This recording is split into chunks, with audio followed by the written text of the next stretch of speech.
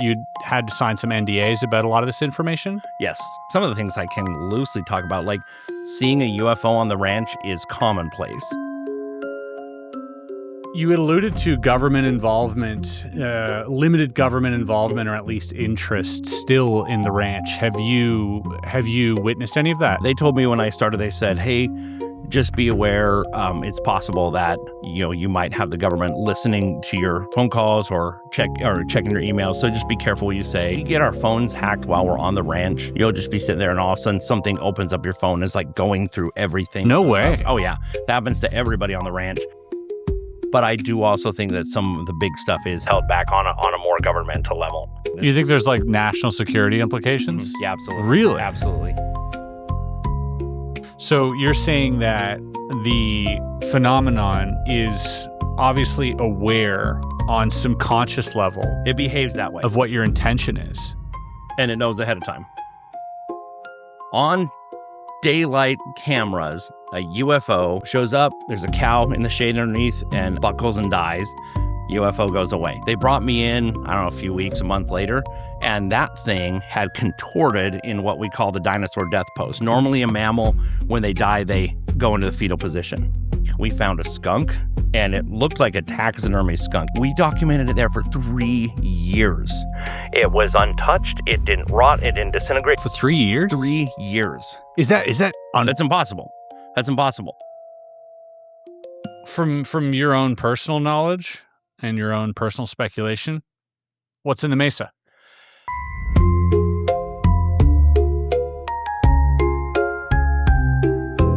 How would you like to win an all-inclusive trip to one of my live shows? Well, that's exactly what I'm offering. For the next 7 days, every $50 purchase at area52.shop gives you one chance for you and a friend to be flown out to the It's Probably Nothing live show of your choosing for a backstage VIP experience. I'm covering flights from anywhere in the world, 2 nights at a hotel, meals, and of course, the best seats in the house, where you will get to hang with myself and guests before and after the show. This contest ends on June 5th, and the winner will be chosen and announced on June 6th on my Instagram, Discord, X, and YouTube community tabs. And if you've already purchased a ticket to the show, don't worry, you can still enter and we'll figure out which other show you would like to be flown out to. And of course, if you just want to purchase a ticket, those are still available, but hurry up because our first shows are coming up very soon. You can go to itsprobablynothing.com for those. You can go to area52.shop for your chance to win an awesome trip hanging out with this guy. Welcome, Ben Woodruff. So, Ben, you've been part of the sort of Skinwalker legacy as far as the television show goes, but also behind the scenes doing a lot of the biological testing. Yes. Namely experiments with birds as well, and just looking at the land. I mean, we're going to talk about so many different facets of this fascinating geographical area that's been enigmatic, to say the least, and that I think so many people are really invested in, partially, I think, mainly due to the television series, but also the books, the lore, the stories, the hitchhiker effect, the cattle mutilations, the tie to Bob Bigelow, there's so much history here. This is a mecca, or at least another sort of Bermuda Triangle in the UFO sphere. So I want to thank you for coming all the way down from Utah today, and welcome. Absolutely. Thanks for having me. It's a pleasure to be out. Great. I can't wait to get into some of this stuff. I've been biting my tongue. We went out for breakfast this morning, and I was kind of like pulling my punches. I didn't want to, get through all the things that I wanted to ask you. But for viewers at home that might be sort of introduced to this topic perhaps a little more recently, can you give us a general sort of gestalt on what is Skinwalker Ranch? So I guess, you would say it's an area of high strangeness, but that's a pretty nebulous term. So it has a history going back thousands of years. The native people in the land there, the Native American tribes going way back, have a rich history of very anomalous things, from portals opening up to, skinwalkers themselves. The term skinwalker is actually a Navajo term, Dene, the Navajo tribe, the Dene tribe.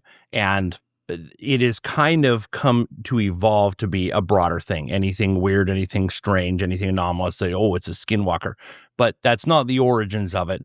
But the ranch itself has had, since ancient times, it's had strange things. It's had prehistoric animals appearing, which doesn't, I'm just reporting what's been said. It's had, UFOs, and well documented, at least since the 1990s, but people even much earlier going back, all kinds of strange things, like I said, portals opening poltergeist activity, ghost mutilations, cattle mutilations, and beings, people seeing beings and hearing voices, speaking many different languages. Right. So a wide range of things. And then the government got involved in the 90s and has really been involved ever since. They're not officially now, but they still are. Well, so they were involved initially with NIDS, or, the scientists that were there looking at it. Namely, you had Bob Bigelow, you had Hal Puthoff, you had a lot of these sort of heavy hitters in this area looking at this place,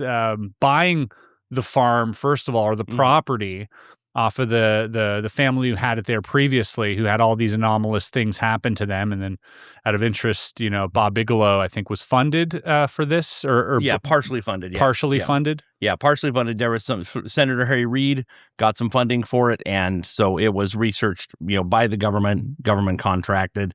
And then eventually they took over completely. The Shermans were still living on the ranch at first, and eventually the government completely took over through the 90s and early 2000s. And there's a lot of things that, people who were on those early teams, they allude to, but I think there's a lot that we, the current team, have not been told. So, but all the information back then, it was all analog. It was like our ability to capture data has exponentially grown since. And so what we're doing now, I think, far exceeds what was done back then. I don't know, because we don't have all of that data.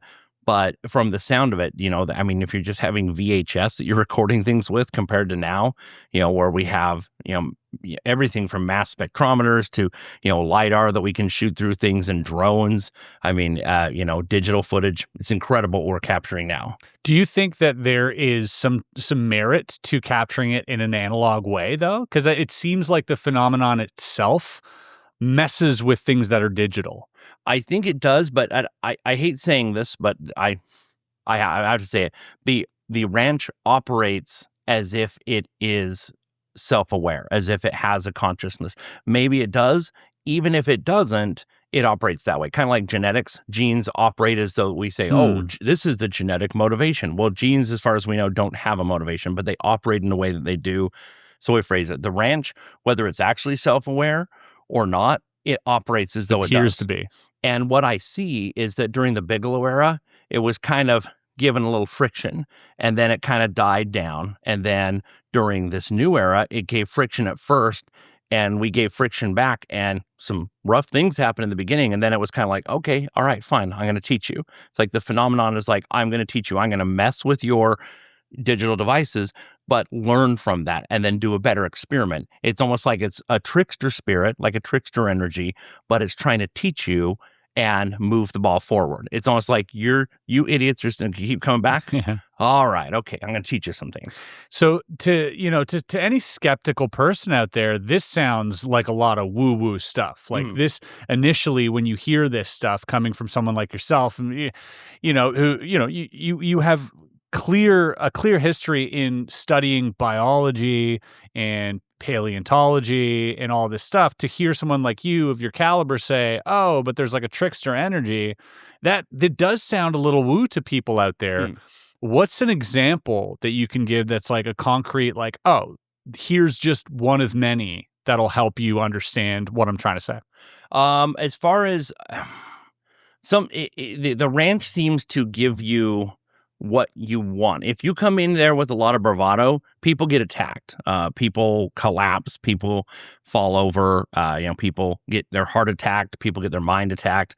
But if you come in and just kind of have an attitude of like, I'd like to learn, then it seems the phenomenon will show you what your field of science wants. Now, I understand you could say the opposite. You could say, well, that's your field of science. So, of course, you're going to notice those kind Right. of things. I'm aware of that, but even factoring that in, it seems to show you that. So it's like amplifying what's already in your mind kind of thing? It's aware, and it will show you. It will bring you. Like for me, dead stuff. Anytime I'm going to come on the ranch, dead animals are going to give you so much information. And, we even had one time where the producer of the show and I walked out when I just showed up, and boom, there was 2 dead quail sitting right in front of us. And we were both we start laughing. We're like, okay, Ben showed up. Here's dead quail. Both of them, the beaks open up like this, right? Both of them had the upper mandible bashed in, but the lower mandible was still in place, which if they ran into something, those would both be broken. They were dead. They sat on the ground all week, summer heat. They were 2 feet away. I've got footage of this, 2 feet away from a fire ant hill. The fire ants wouldn't touch it. And they stayed floppy for that whole week. So we ended up freezing them. And so it's like, well, Ben's here. Here's dead animals. That's what you always want. Here's some fresh dead animals for you. There's something deeply ironic about spending all this time talking about surveillance and data leaks and black projects and cryptid apps, and then carrying around a phone that's connected to a carrier that's basically farming your information 24/7. Because traditional carriers like AT&T, Verizon, and T-Mobile have had breach after breach after breach, and even when they're not leaking your data, a lot of them are still collecting and selling it. And that's where Cape comes in. Cape is America's privacy-first mobile carrier. And this isn't just throw a VPN on your phone privacy. Cape actually protects things at the network level. Their identifier rotation feature automatically changes your SIM identifier every 24 hours, making it way harder for carriers, advertisers, or bad actors to track your device over time. Your phone basically becomes a cryptid. I wrote that joke. All right. They also give you 2 additional real phone numbers included with your plan. No fake VoIP numbers that break half the time for signups, shopping, 2FA, social media, all the stuff you probably shouldn't be handing your personal number to. Go to cape.co/area52 and use code area52 to get 33% off your first 6 months. You can also download the Cape app on Apple App Store, Google Play, and is now available on the Crescent Store too. Thank you to Cape for sponsoring this video. All right, let's talk about dead animals since we're going here, because this is pretty fascinating. Obviously, there are thousands upon thousands. I would probably even estimate tens of thousands of cases of like cattle mutilation across North America. Mm-hmm. It's a problem for a lot of farmers in Canada as well. Mm-hmm. And especially, in these sort of local or these sort of isolated areas, there seems to be a lot of this happening. Not strictly cattle. Mm-hmm. It sometimes can, go into horses or like other, mammals. Mm-hmm. But Skinwalker Ranch is known primarily for the cattle mutilations. Yeah. When we're talking about cattle mutilations to anyone that's out there, there's obviously some anomalous things that happen or that happened to the animal that cause, sort of concern, which is the unexplained boring of, its genitals or the lack of blood or the lack of struggle even. But then, like you said, just the sort of lack of rigor mortis or the way that they decompose and the way that animals are sort of uninterested in a carcass, which is obviously very interesting to animals normally. Yeah. What out of all of those symptoms, what have you observed there? Have you seen all of these things firsthand? Yes. My first time, so I'll talk about the small stuff and then the cattle mutilation part. Yeah. So my first day coming on the ranch, we pull up and at the gate, I look over and there's a dead rabbit sitting there. And I thought, okay. And in those days, I was nervous to take photos and document because I was very cautious about things. And now I film everything. So I snapped a few pictures and every day coming back, it was still there and we checked it. Floppy, no ants, no gastrointestinal swelling, no bloating, no scavengers bothered it, no ants, no flies, nothing. It didn't smell. And I was there, I don't know, like 3, 4, 5 days that first week.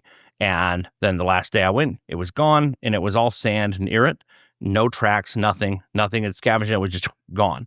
That same first week, we found a skunk and it looked like a taxidermy skunk. It looked like it was happy. It was just like, this dead skunk. We documented it there for 3 years. It was untouched. It didn't rot. It didn't disintegrate. It smelled a little bit like a skunk, but no rot stink. And then finally... For 3 years? 3 years. And so finally, Eric Bard and I... That's impossible. That's impossible. You have decomposers. When you die, you have internal bacteria that starts to, you're like, oh, I'm not getting a food source anymore. So it starts to eat your stomach lining, off-gassing, and that's where you get the bloating. But you also have external decomposers that start to break you down. None of that happened.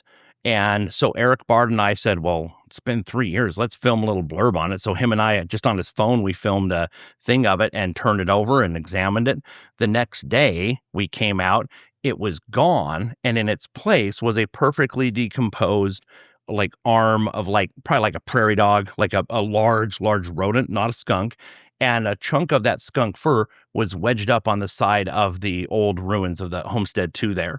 Almost like it's like, oh, you think I can't decompose? Blam, here's a decomposed hand. And here's a little, and nobody else, you can't get on the ranch. You can't just drive on. We were the only ones there. It was just Eric and I. So he did Eric in the middle of the night go and get rid of the skunk and put a prairie dog leg there and wedge this thing up there.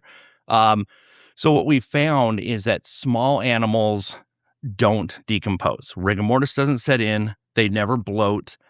If they're in the water, they will. But if they're on land, they don't. They just stay floppy. And this is all animals without exception, all small animals without exception? Birds and mammals and one frog.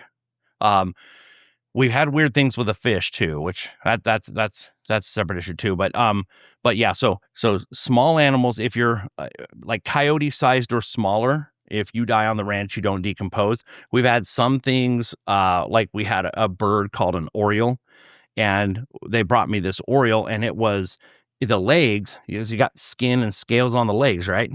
And when we did a necropsy, open it up, there was just gaps. And I'll send you a picture, a drawing I did. And it was just like bone, empty, bone, empty, bone, empty down the whole leg. It was just chunks missing. That bird would not be alive if that was the case. And there were just these gaps. Of marrow? Just like no tendon, muscle, or bone. And then tendon, muscle, and bone. No tendon, muscle. Oh, everything was gone. But the leg except for the skin. Yeah, the skin and the scales on the outside were there. And so we open it up, and it's like, that's impossible. And no decomposer would do that.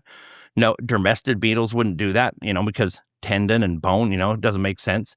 So that one messed me up. So another one we found on the ranch, a starling, and I think this was on the TV show. And this starling was squishy and stayed that way for like What's months. A starling? It's a bird? It's a little bird. It's in the Mina family. They're from Europe. People brought them over. Okay. And they're about the size like a robin, bigger than a sparrow, but it was squishy to the touch, stayed that way forever. So I took it off the ranch. Once it was off the ranch, it started to decompose, and the skull looked like it had blown up from the inside. And Eric pointed that out. He's like, there looks like some sort of energetic thing that popped out. Well, in the skull, it started to smell at home. Never did on the ranch. So is it because it's on the ranch that it doesn't decompose?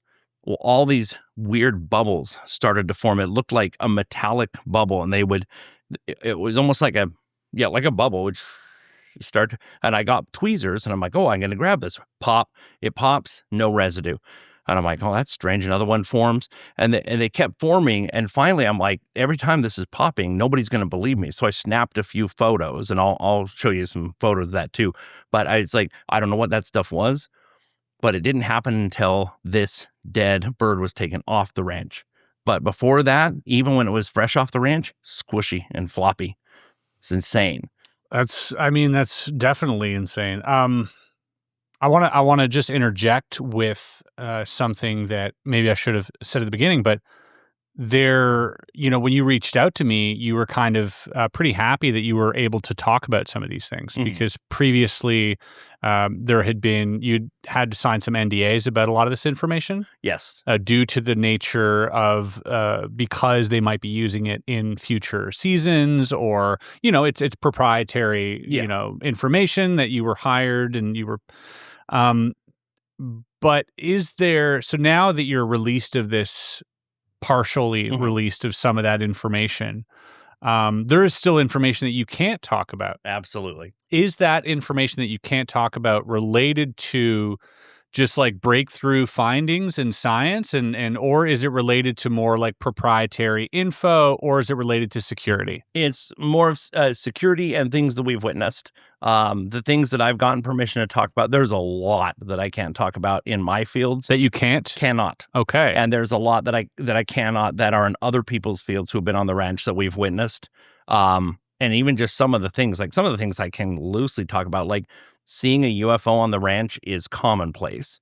I mean, I've got footage that one day, and I did ask Brandon if I could talk about this one, but we were filming at the end of the day, and we had been in the river. Everybody was exhausted. I mean, it was like 1,000,000 degrees all day, humid, and we were just all dead. It was the middle of the night, and we all have to drive like a half an hour to get back into town.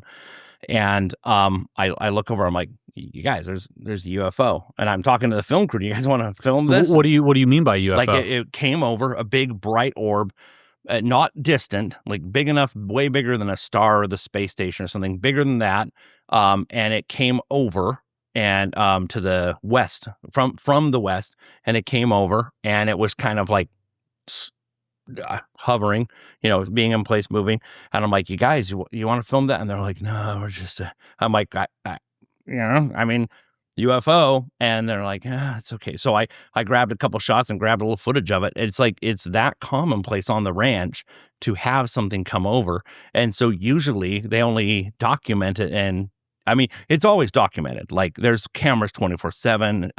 But as far as the boots on the ground, if it's not part of an experiment, it might not get the attention it deserves. So you saying that there's like this whole catalog of anomalous UAP footage that they're not releasing?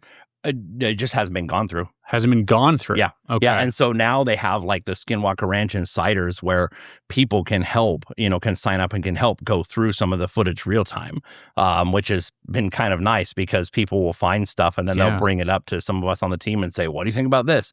So because there's just so much going on.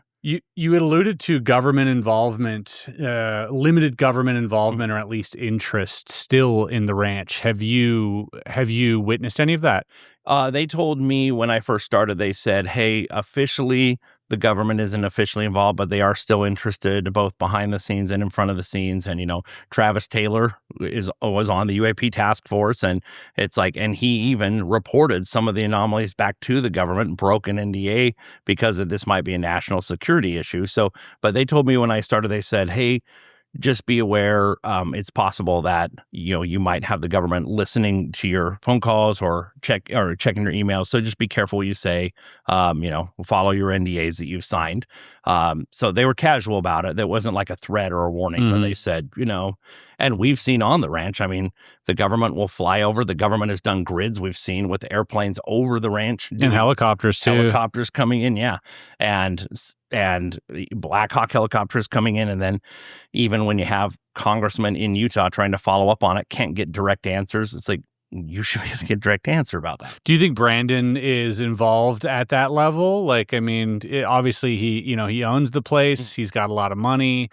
Do you think someone like him would be regularly debriefing some faction of the government? He tells them Brandon is the coolest guy on earth. He is such an awesome guy, and he's sincere. He's intelligent, and he works his butt off more than anybody I know. He's actually passionate about real estate, like legitimately so. He's a mogul in that field. And he loves it. It's not about money. He loves doing that. And so this is his side thing, that it's like, I want answers, and he really wants answers. And so he has really done a lot of networking, getting certain government officials together and like, look, hey, we need to be paying attention to this. We need to be addressing this.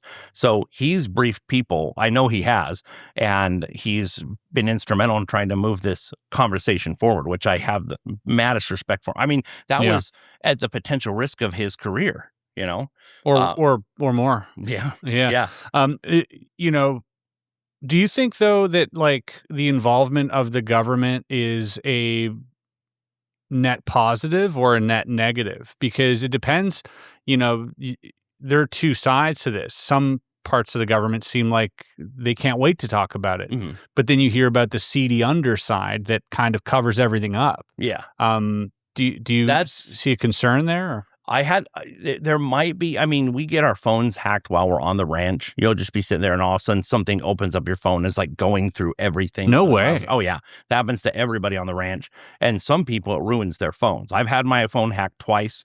I've never had it. But is that the phenomenon, or is that our government? Is that another government? I don't know. We've had audio things happen where we're just sitting there and all of a sudden you hear like a double echo coming back over all around the room. And it's like, okay, well, clearly somebody's tapping in and recording. Maybe it's like the NSA kind of thing. I don't know. And maybe it's the phenomenon doing it. I don't know that. But I think the government, I don't know for sure. This is speculation. I get the impression that, the government did a lot of work in the 90s. And now that Brandon's here and trying to do work and is answering to the government and getting the government involved, I think the government's like, well, hey, let's just from the sidelines let them do the work. Sure, yeah. Just costing us nothing. Mm-hmm.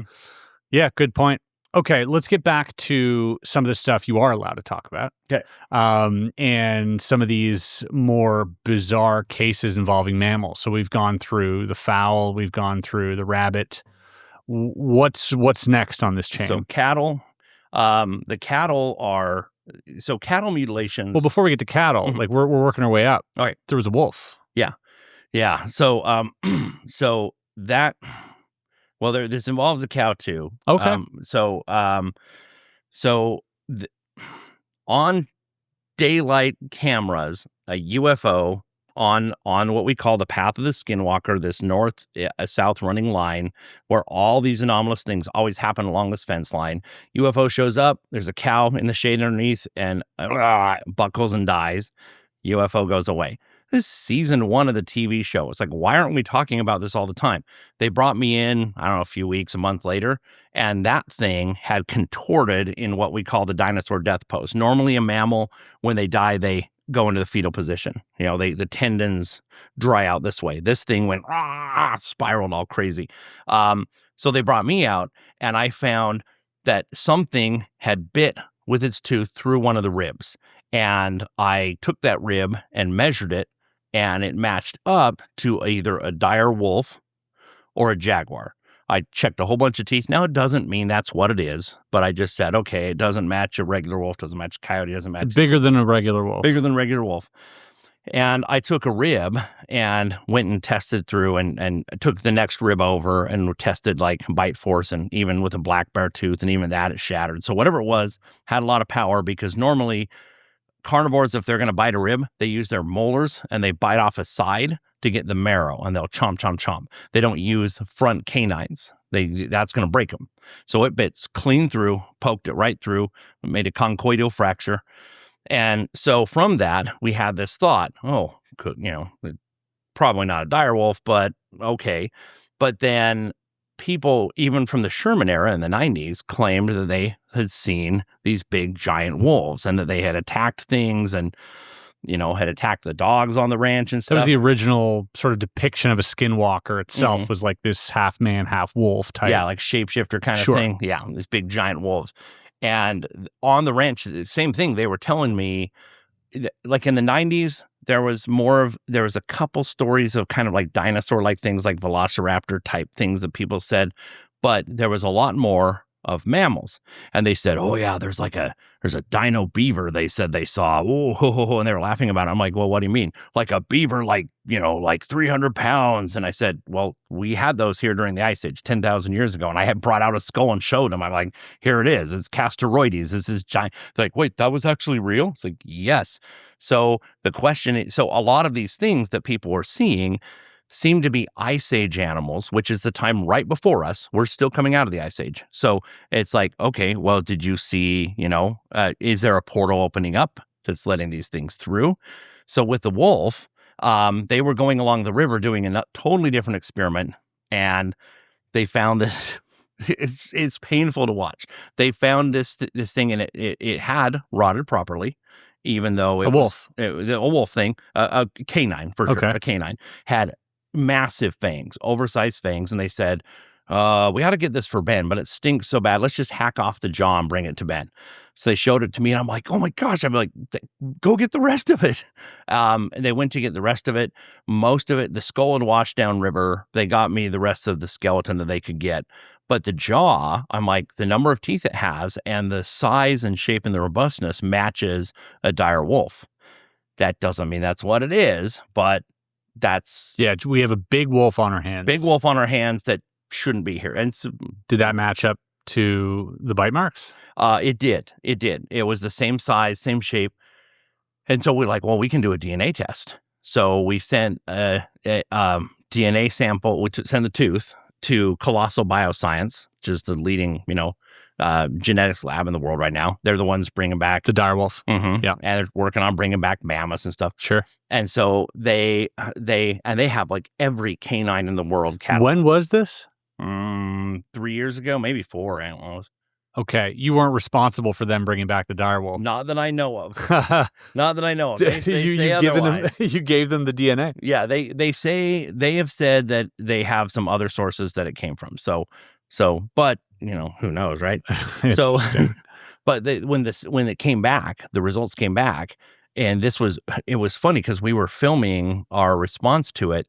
And we had the whole team on, it was like a big old call, and Brandon was on, and all of us were yelling and fighting and swearing, not at each other, but at science. We were angry about science, about this. And like the producers are like, we should have just used this instead, because this was like the most entertaining TV we've seen, because we were so mad about. So the results came back, and basically 90%, 89%, basically 90% of it is a non-existent wolf species.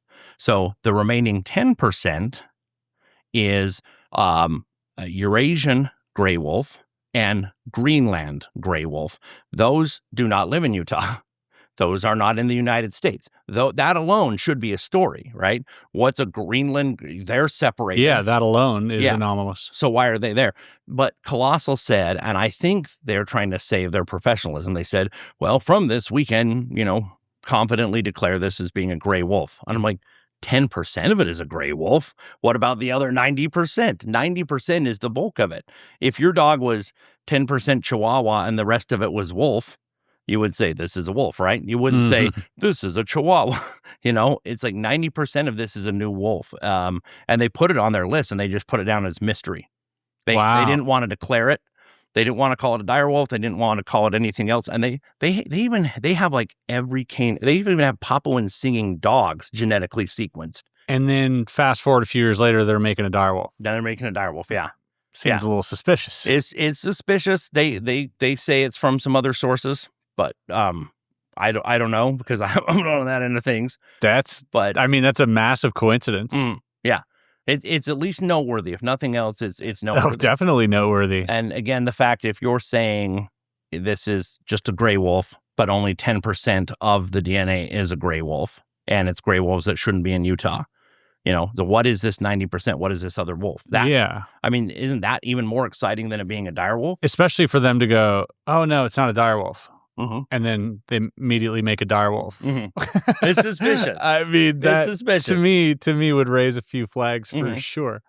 Okay. All right. Well, that's, incredibly anomalous and seems substantial and important. Mm-hmm. And yet, still not sufficient to say, oh, this is, like we don't have any provenance of this. Like, no. Where do they come from? Is this a one-off somehow that survived? Is it a portal, like you said? Is it, there's a lot of these speculative questions that occur around these anomalies that seem to go unanswered. Yeah. All right, moving forward, we now go to cattle, I guess, because this is kind of related. It bit into one of these. Now, the cow that it bit into, that was the one that got killed by the UFO. Now, on camera. And this footage exists? Yeah. Have I seen this? Season 2. Okay, I've probably seen this. Season 1. Season 1. And it's so far back that so many other things happened. People are like, oh, yeah, wait, yeah, this Yeah. did happen. Oh, We there's did see a UFO hover over a cow and kill it. It's like, that's big. But we've had other cattle too. Like if you ever watch the show, there's this calf. And earlier in the day, it was fine. Thomas Winterton saw it running around. It was fine with all the other calves. And then all of a sudden, all the cattle just, including its mother, all back away on either side, and it's running around in circles, going crazy. And normally if that happens, a mother is going to come along and like, hey, I'm here for you. What's going on? And even the mother backed away. And its eyes had whited over. Its brain had been like scrambled. They got it off the ranch. It's permanently blind now, but it's okay. It's healthy. It's recovered. But they said it looked like something energetically had affected its brain. Like radiation to the brain or something. Not like mad cow disease or anything. Nope. They tested. They tested for everything they could, and they said it's healthy once they got it off the ranch, and it was healthy earlier in the day, and all of a sudden just running around in circles.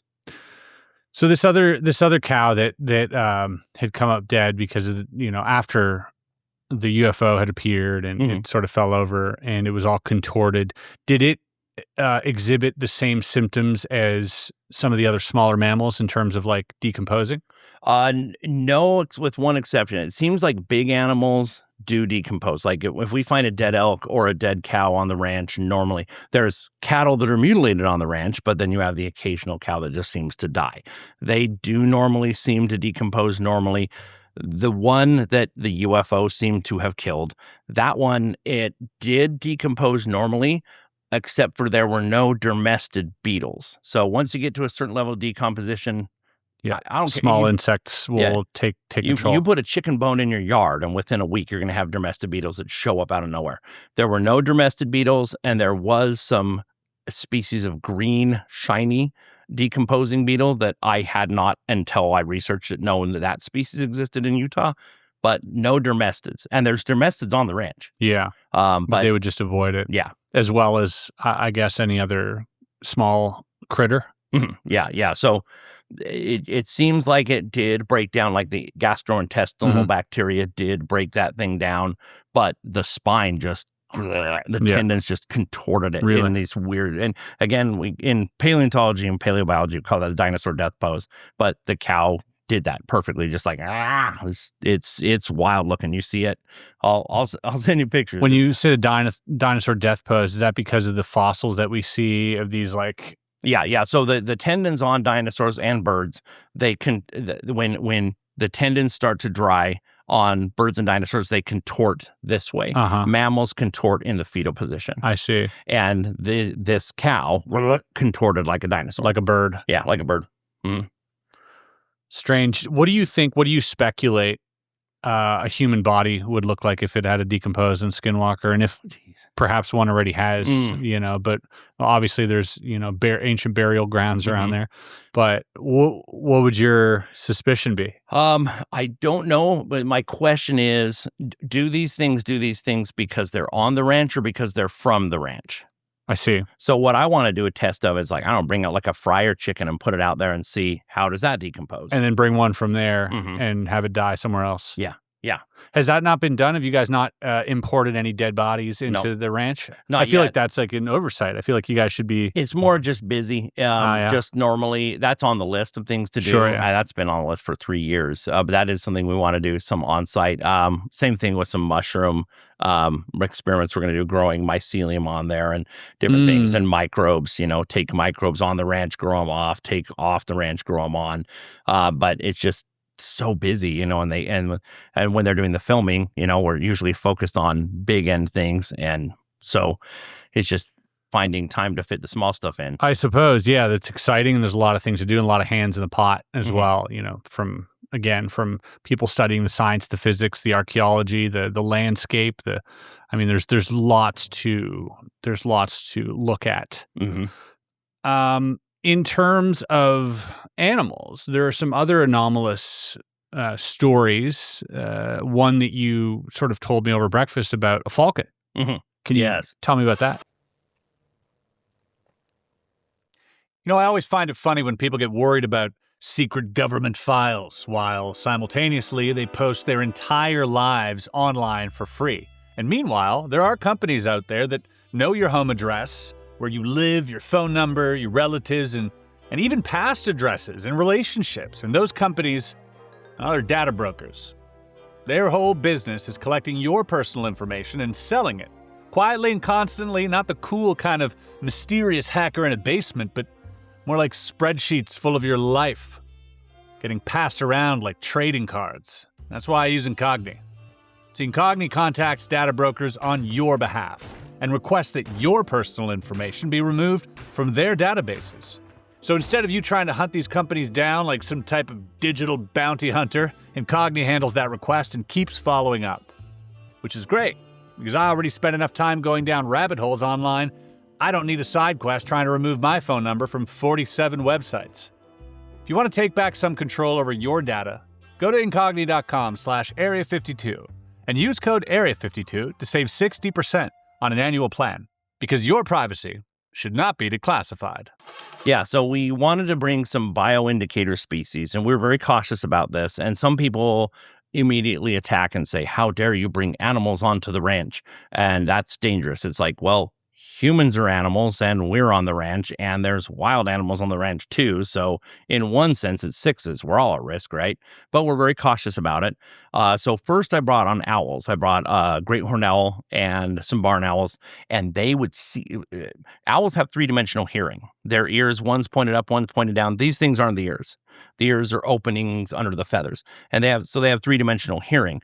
We'd bring them on the ranch, and they'd bob, and they're focusing in on things that were not there.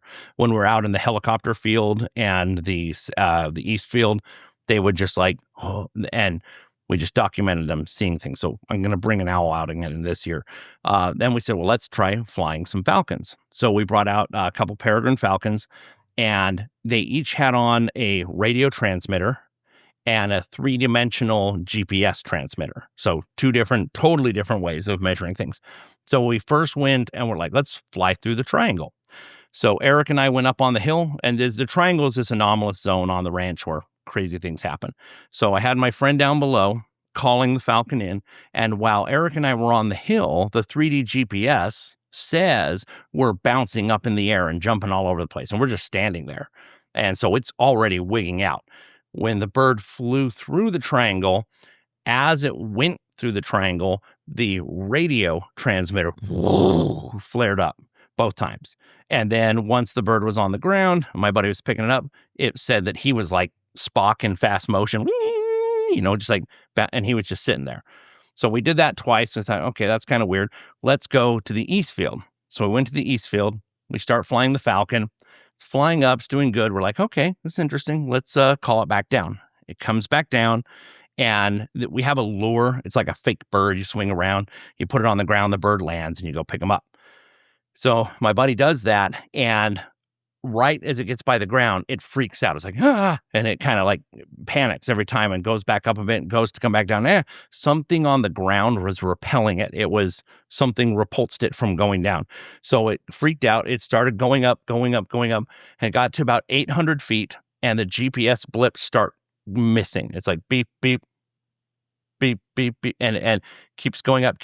We're filming. The TV crew is filming, and all of a sudden the bird disappears. We're like, what? My buddy's like, my Falcon, where'd it go? And then on the GPS, it reappears over the triangle, which is about a mile away. And so we go running over there. How long of a time between? Immediately. Impossible. And now when it disappeared, no GPS, no radio signal. The second it reappears, the radio transmitter is working 100% correctly. We can see the bird, radio transmitter is working. The GPS is now mirroring the bird's motions, but it's in the wrong place. It's in the wrong place. And when we got the bird back and pulled up the data, it says the bird went through the mesa. Whoa. Which is impossible. And it's important to note, if you follow this stuff, if you watch the TV show, where the bird went in the mesa, we have at night a white orb that goes into the mesa at that same spot. And there's another season where Brandon's flying in the helicopter at sunset, still daylight, and a white orb comes out of the mesa below him.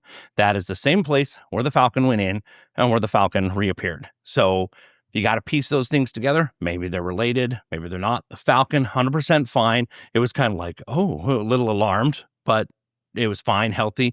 The bird's alive and happy today, still being flown.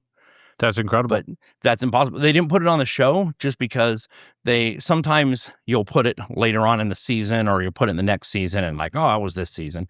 But there were some people in those shots that aren't on the show anymore. And so like, oh, well, now we can't do this. And I'm like, this is really important. Well, yeah, it should still be released. You don't have access to that footage?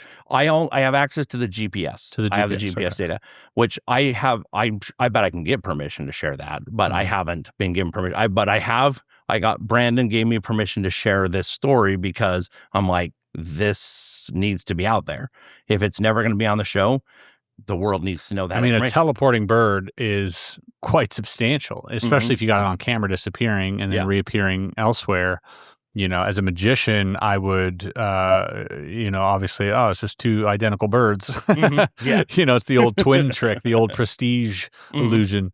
Well, and we also had, when those of us, because I was filming with my Eric Bard was holding my phone and filming, and a lot of us were hand filming. And I know, I don't remember who else's, but I know for sure my camera, while it was filming, just shut off and battery 100% dead. And I know a couple other people were having issues while they were filming it right before the bird disappeared. So yeah, that seems to be par for the course there as well. It's just like phones scrambled, like you said, or uncharging or just shutting off or not working. Yeah. That's very, very strange. What are some of the other things that you were not allowed to talk about previously? I mean, one of the ones is there seems to be a jaguar on the ranch, and we filmed it also, which this brings up a lot of different points. So jaguars they ranged all the way to Canada during the Ice Age. People think of a jaguar as being tropical or desert, but they used to range all the way up north, and supposedly regular jaguars and the Ice Age jaguar, which both lived at the same time, now we only have the one, supposedly, they shouldn't really be any further north than like Arizona, barely, right? But we started seeing on the ranch, Utah is in a 25-year drought. It's just prey populations, animal populations are rock bottom. And all of a sudden on the ranch, all the populations started to explode.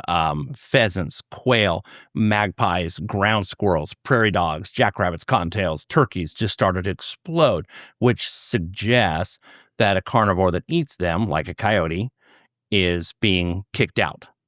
And we started to find these giant cat prints, which we just assumed, it's a big cougar, something like that. But then we started to also have scat samples that we took, and they had coyote guard hairs in them and raccoons. So something is killing and eating coyotes and killing and eating raccoons. Now, wolves don't eat coyotes, they kill them. It's kind of like you wouldn't eat a chimpanzee. That would seem weird. We're too closely related. It's kind of like it's eating a cousin, right? Wolves kill coyotes, but they don't eat them. Whatever this is doing, it's killing and eating coyotes and killing and eating raccoons and hunting from the water. It's going along the little river there, which jaguars do. And then we had Caleb on the head of security there. He, one of his friends just off the ranch filmed, and I've got this footage, black jaguar. And it's shiny, it's reflective, and I've gone to the site and checked the size and shape of all the bush there and everything. It's like, it's a daytime black jaguar just off the ranch, and it's like, okay, is this it? Is this the big cat? People have said, well, if that's the case, okay, is this just a jaguar that's moved up north, really far north? Or is this a portal opening up from the past? Is it a modern jaguar? Is it a prehistoric jaguar? Don't know, but it's that should be far bigger news. And I don't know why, but that is not catching. People are not talking about that. And it's like, even if because we have jaguars. Yeah. So it's, unfortunately, you could take a Bengal tiger and just drop it in central London or you know what I mean? And people would be like, wow, it's just somebody's pet. It wouldn't, the significance of it wouldn't resonate with most people, I think. And I think that's part of the issue with a lot of the scientific approach to the phenomenon itself, because in a vacuum individually, whether it's through geology, paleontology, ancient architecture, physics, like all of these individual platforms will showcase highly anomalous and seemingly groundbreaking truths. But to the general lay audience, it'll just seem like semantics or like, oh, this is just their jargon, and it's not really relatable or translatable to the general populace, which is why, I think they want to see a flying saucer, or they want to see a little green man or whatever. But well, yeah, I mean, I always tell people, I'm like, hey, if a UFO comes over and lands and a little alien gets out and says hi, that's earth-shattering. But it's not more profound than if you have decomposition halted, almost like the animal is suspended in time. It's like if you have no internal gastrointestinal bacteria doing anything, no external bacteria doing anything, rigor mortis not setting in, no scavengers bothering it, that is breaking the known laws of nature and of physics. A UFO coming and saying hi is more amazing, but it's not more profound. You're not breaking anything. That's just, whoa. Right. But yet I would rather see that, but this over here is actually far stranger. More significant. Yeah. I mean, we don't see it that way, but that's how it actually is. So like, it's interesting too, to think about this, just because the decomposition, like you said right there, something stuck with me, that it's paused, almost like it's suspended in time. Does that not also affect the living? We don't know. We have seen issues with time happen. That has been documented on the ranch and even on the show. Small differentiations in time that definitely have happened. There's kind of like a bubble over the ranch. They called it the cone and then the dome, and now they call it the bubble. So there's a region. It's not quite a mile wide, and it doesn't stay. It kind of moves a little, give or take 20 feet on either side. But what's really weird about this is, for example, like little things like ants. Who cares about ants? But yeah, these are bioindicator species. Outside of the bubble, anthills, normal. It's high piled up silica, get rid of all the organics, get rid of the dust. It's only silica, so it's a big old solar panel, warm up the colony at sunrise. Inside, they make this, I'll send you pictures. Inside, it's this stupid thing. It's got grass all around it, and in it, it's not even an ant colony. It doesn't look like an ant colony at all, and it would not allow them to warm up.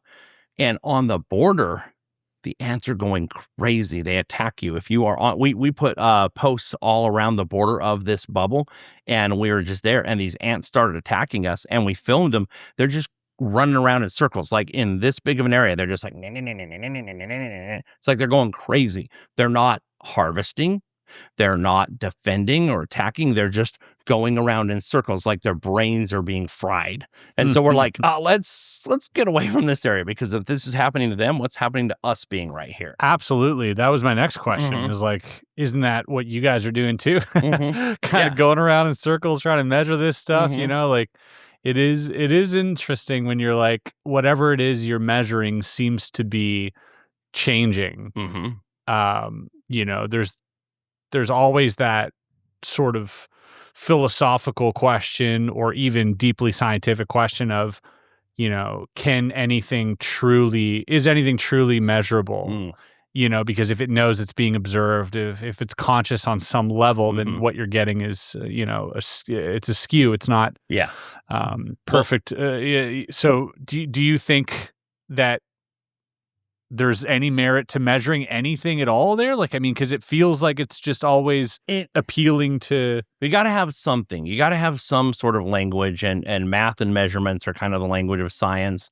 What we've seen is that all the religious folk are using scientific terms, and all the scientists are using religious terms, because none of us have a vocabulary to describe this stuff. Like if we say, hey, a portal, you're going to picture Rick and Morty, right? Warm, a portal opens up. But that's a term that we all know, and that's actually a clunky term. What is this? Some of these portals that happen on the triangle, they seem to not just be point A to point B, and we're measuring them with these different instruments. It's like, Is it coming through time? Is it coming through space? What is this? We don't know. So portal is a clunky term. It's a good term because you get the general idea, but we don't know what it is. But we got to have something. And so I agree. The phenomenon is always one step ahead of us. And sometimes it's tricksterish and occasionally mean, and occasionally it even attacks people. But it also will kind of lead you along like, hey, look over here. I'm going to teach you a little more. Oh, good job, little monkey. You learn. I'm going to teach you a little more. But you have to have something. And so it may be, oh, okay, like I said, okay, small animals don't decompose. Big animals do decompose. If you're in the water, you do seem to decompose. Those are measurable. I've put those ground rules on. They might not apply at all. Maybe it's just random. Maybe that's just what I've found in certain instances, and maybe it doesn't apply elsewhere. But I'm just trying to make a framework. That's what we're trying to do. It seems like that's the toughest thing to do there. Mm-hmm. Because even creating a framework based on what we already know doesn't seem to be working. Yeah, because we grew up with certain rules of nature, rules of physics, and they don't seem to apply there. So what are the rules then? You don't know. And how do you take a measurement if you say, okay, this is 10 inches long? Well, if an inch isn't actually an inch, and sometimes an inch is 3 inches, it's like, what are you talking about? That doesn't make sense. So that's what it's like. So from your own personal knowledge and your own personal speculation, what's in the Mesa? Is that something you can talk about? I can't talk much about it. I can talk some about what's on the show. It doesn't make sense. Well, I will say this. I think I'm okay. I think I'm okay to say this. If you watch if you go on Google Earth and Google Maps and look over the years, and if you watch the show, so I'm just sharing what you should be able to see publicly. The Mesa that area is sinking in on itself and has been steadily. When you look at it like first season, it's almost that section is pretty normal, and where the thing is in the Mesa seems to be moving in and noticeably. So watch from season 1 until now, and you'll be like, oh, gee. And that's been discussed? I don't think it's been discussed on the show, but but all of us are like, what's going on here? It seems to be moving in that area. Because the Mesa definitely seems to be like the crux of a lot of this activity, and obviously also a giant accelerator for the phenomenon, but also for ratings. Like, I mean, let's be honest. Like, I mean, the mystery stays alive. People tune in every week. They want to see what happens. What's in the Mesa? What percentage of that hype is related to the show wanting to have another season versus, man, there's genuinely something here that we're really interested in, but we don't have the capacity to get in there? Like, what? It's 100% legitimate. I think people default to what they picture in the head. Like I said, if you say portal, you picture Rick and Morty. Yeah. And it's a visual you get, right? UFO. I've seen, I'll tell you later on if you want, I'll tell you a story where I saw a portal and we witnessed it. Same thing. If you say there's something in the Mesa, what do you probably picture? A UFO. Probably picture some saucer in there and we just got to get to it. Well, whatever's going on there is more abstract. We've found material that can deconstruct under radiation and then rebuilds itself. That's impossible. We've found green leaves dating back to the Eocene, which is impossible. And then you take them out and they dry out. It's like, okay, what are you doing hundreds of feet down in a Mesa? They found ceramics with atomic layering, amazing material. I'm not privy to a lot of that. I know a lot of that is coming out soon. Some of the materials they found in the Mesa, but they also found, like, I think a penny deep in the Mesa. What's that? Were people down there in the past? I think it was like 1920s or 1930s, 40s, something like that. Penny they found in there deep in the Mesa. How can that be there? Who put it there? Was it there? Was the Mesa, did it used to be open? Or is that have something to do with time? Or is that the phenomenon showing us something? There's some type of, like, by the sound of this, it sounds like there might be some type of mine or something down there. Like, I mean, if it's collapsing in on itself, that would make sense. A penny would make sense. Yeah. So whatever's going on there, I think it's more abstract. I think we want the visual of there is an object in the Mesa. We got to get to it. Whatever is happening there and the things coming out of it, I think it's more abstract than that. I mean, it could just be simply, UFOs there, some craft crashed in there a long time. It could be. Absolutely. But I think we default to that because we're drawn to the unknown, but we don't want a nebulous answer. We want, here's the unknown and here's the known. It's a craft. Because it's just like, as an outsider looking in, we're familiar with, there's a show on TV called, it's, what was it? Not Skull Island, but... Oak Island? Oak Island. There you go. It's in Canada as well. I should know Yeah. this. But The Secret of Oak Island, and it feels like they keep leading you on every season. You're just like, we're going to get it. We're going to get it. And like, the more I watch Skinwalker, the more I get this feeling now that I'm like, can't we just like get in there? Can't we just, we have, it seems like we have the financial resources to get this done. But then, the machinery starts breaking down or like the technology starts going haywire. It always feels like a convenient sort of thing that happens that protects this area, and convenient in the sense that like this is also the area that people want to see on TV. So you understand my slight frustration, and not I'm still entertained by it thoroughly, but there is this feeling, and I think a lot of people also feel that to a certain extent. What part of that for you is completely true? That there is that factor here where we just want to film a TV show and we have to be careful, or no, there's just no way of getting in there. Like, what is that? So among the people who are on the show and among the different scientists, the people on the team, we get frustrated because, first of all, the amount of shows they put on, you can't show all that happens. A lot of times the editors... Because there's just too much. There's too much. Yeah. And a lot of times the editors will pick and choose, and they'll say, so it's not the team. It's the editors will say, well, hey, we think this over here makes for compelling TV. And it's like, but this thing that doesn't seem like, again, it's a lack of decomposition, time being frozen, desert trumpet plants growing in wackadoodle ways in certain areas. Some of these things that have happened. I can only allude to it because they might use it at some point. We caught a flying mammal on camera that doesn't exist. And I'll just say that much. It's like, I did ask Brandon to be able to say that much, but they might use it. But it's like, that's huge. Why aren't we saying that? Well, because some of these things are more compelling and they're going to draw people in more. And it's like... Flying mammal. The powered flight, no, not a bat, not a flying squirrel. Yeah. Flying mammal. I'm running out of options here. Doesn't exist. Long face. Long, weird, curled in whiskers, almost like a binturong, if you ever see those, curled in whiskers, long tail, not a webbed tail.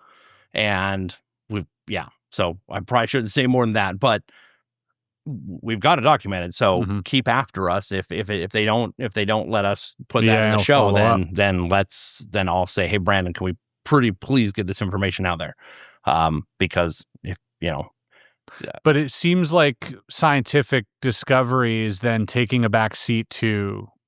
On the show, but not on the actual investigation. No, but so you guys are investigating year-round. In a really formal and professional capacity. You're just not releasing that information. Correct. And some of it, some of it's just barely off the ranch, because the whole Uinta Basin, where Skinwalker Ranch is, it's almost like a funnel, and like the most happens on the ranch, but that whole basin is weird.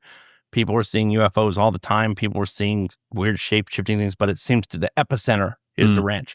And Caleb and Nathan had me come out, a few weeks ago to check out this cow that died and wasn't decomposing, and no bloating, and we were documenting. It was just barely off the ranch, and it was healthy and just died. And they're like, what's this? And nothing, no scavengers would touch it. So we put game cameras up on it, and nothing was bothering it. We had a raven come up and like, and a coyote came up to it and ran off. Don't know what that means, but these kind of things aren't going to end up in the show. That one was just barely off the range. So there's so much year-round that's happening there. And the Skinwalker Ranch insiders, that helps, where we can year-round have people keeping eyes on the cameras. Through, But there's a lot that just probably will never come out. What's something that you would do differently if you were in charge of all this? And I'm not saying that in a way that like you know better than anybody. Yeah. But I'm curious about like where your head's at. What would you prioritize? I would say let's make a list of what we do know, here's the known rules of the universe. here's what we think the rules on the ranch. Like I told you the thing about decomposition. Yes. What do we think the rules are? And let's test what we think the new rules are. And each of our fields, let's go through and say, let's, specify some new experiments to test whether or not these new perceived rules are the rules. That's what I would do. That's what I would focus on. Maybe not on camera, but that's where I'd put my effort. Yeah, because it seems like that's pretty substantial in terms of just specifically the decomposition or the, I guess, halting of decomposition or slowing down, whatever that is. Yeah, could essentially be very beneficial for studying things. Oh yeah, if we had the ability to mummify things in a way that preserved their organs. And didn't necessarily destroy the tissue. I feel like that would be a breakthrough for paleontology, for biology, for all types, and even perhaps, answering some of the questions on, the preservation of youth or the longevity of our own lifespans. Absolutely. Like, it feels related. Yeah. Whatever it is, we should have a better understanding of it because it's not just. It's internal and external. Wow. And other life forms. Again, if scavengers coming up are like deterred. Yeah. What's doing that? So, and we the cattle mutilations too. It's like, I was so skeptical of cattle mutilations growing up. I've heard about them my whole life. But then as I've started both on the ranch and as I've talked with other people in other cases, and MUFON has a really good record of them, and they've helped me. And I've gone out to some of these sites, and it's like, there actually is something to this. I did not want to admit that. I'm admitting that. Not all of them. Yeah. But there absolutely is something to it. Why? Why cattle? And the joke is, I don't know if you remember the Star Trek where they went back to get the whales.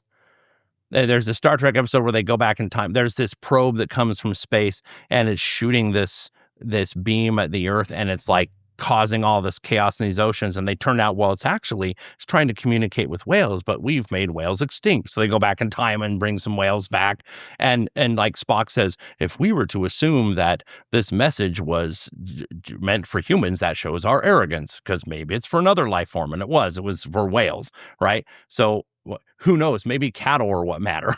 Maybe aliens are coming from somewhere. They don't care about us, but they're curious about cattle. Yeah, people in India would be right about a lot of things in that case. Yeah, which I don't say that's what it is, but I'm just saying you got to be open to the possibility you're wrong, and you should listen. Not every theory is going to be equal value, but it is valuable to hear it, even if it's wrong. The bovine is a sacred animal in many cultures. It also is one of the only species that we're sort of compatible with in like, I believe like the plasma or something to do with the blood, like bovine blood, especially I think fetuses.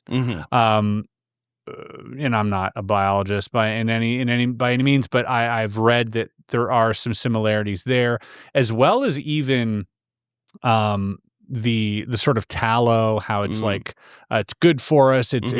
Our skin recognizes it as our own, and so like there's all this like overlap between us and bovine that seems to be related. And if that's the case, then it I don't know. It makes for interesting speculation. Yeah. I had a guest in here recently that was talking about, his alleged alien abductions. And he was then sort of deferring to the idea that they feed on blood somehow, but it's consumed not orally, but like absorbing it. Exactly. Like they sit in these vats or whatever. And that it would make sense that their blood would be sort of compatible if we are related to these species that are taking these cows or whatever it is, or taking their blood. But the desanguination is just, I think, the most bizarre part of all this, because there's never, even in winter, that's what like blew my mind. Yeah. I live in Canada. We get a lot of snow. I take a piss in the snow, you're going to see it, Mhm. right? Let alone if a drop of blood touches Yeah. the snow. These things have no blood in them, Mhm. and there's no blood around them, no tracks Mm. leading up or going to or from them, Yeah. no struggle. They're just dead on their side, with these holes bored in them and with no blood left. Like, what are you supposed to make of that? you Yeah, know? like how do you frame that in a way that makes any sense? And I think hearing way out there theories is important because even if it's wrong, it's going to get you to think outside of your mindset, and then you're going to make the real connection of what it is over here. So I think it's good to hear all these things. They're thought experiments. Even if you don't agree with it or you think, oh, this is crazy. Sure.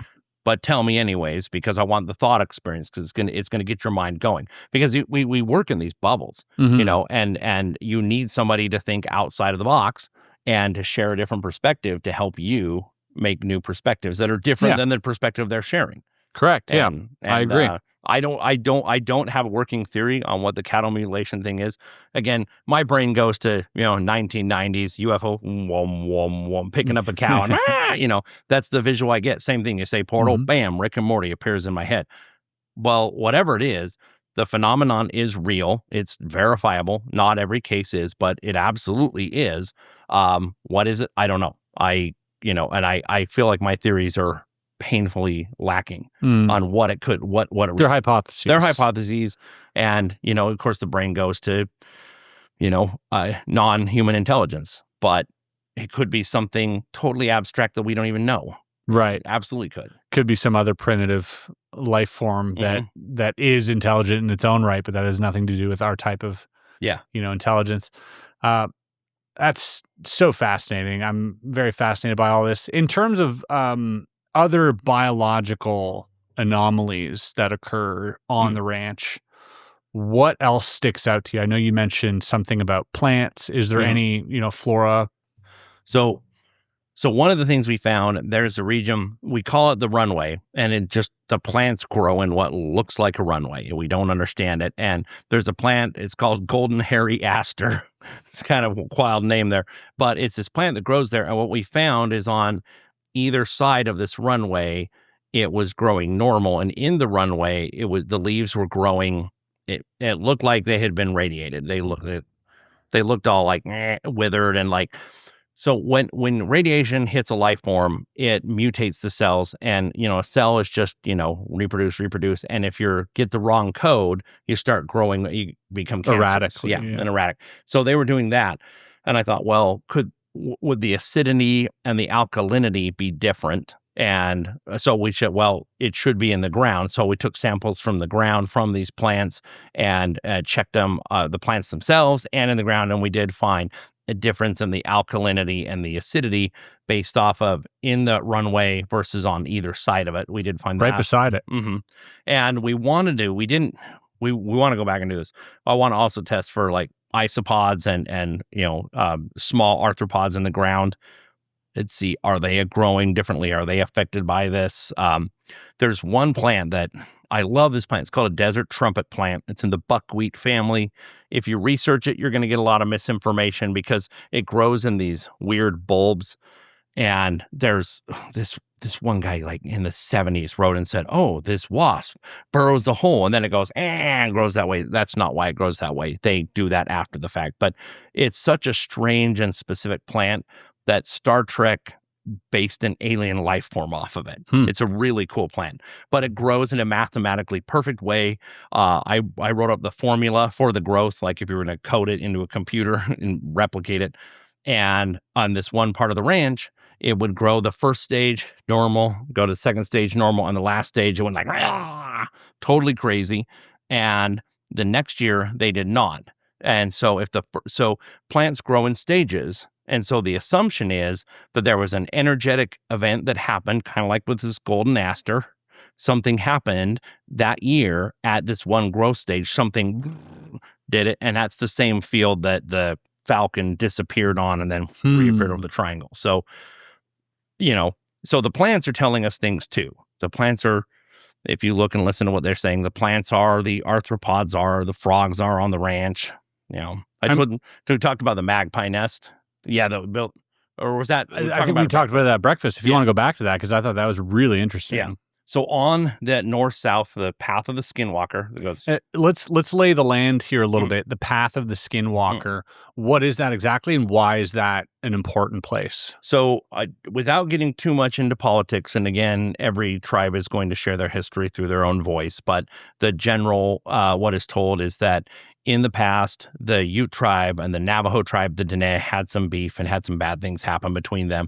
And so the Navajo cursed the Ute with the path of the Skinwalker that goes from the south, from Navajo land up north to the Ute Reservation, which runs right through Skinwalker Ranch and along a very specific path.